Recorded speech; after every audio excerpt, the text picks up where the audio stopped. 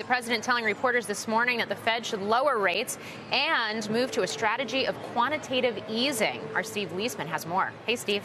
Morgan, good morning. President Trump substantially raising the ante in his comments and criticism of the Fed. Not only does he think the Fed should cut rates, he also today for the first time advocated new quantitative easing.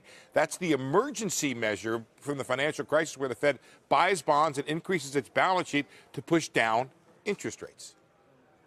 I personally think the Fed should drop rates. I think they really slowed us down. There's no inflation.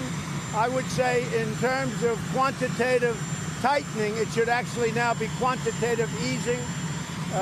Very little, if any, inflation.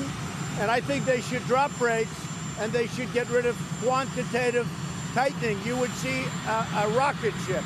Despite that, we're doing very well. The Fed has been trying for the past several years to go the other way, unwind these crisis-era measures by raising rates and reducing its $4 trillion balance sheet that swelled as a result of QE. The Fed in March, following the December market sell-off and strong criticism from the president, reversed its policies, decided to end the balance sheet reduction later this year and be patient on rates. The remarks from President Trump, in both their stridency and frequency, unprecedented for a president in at least the past quarter century, probably longer. Together with the president's recent announcements that he would place political supporters Stephen Moore and Herman Cain on the board of governors, the comments are raising concerns on Wall Street. Barclays writing this morning, quote, the selections could raise questions about the independence of the Federal Reserve and could be perceived as an attempted politicization of monetary policy.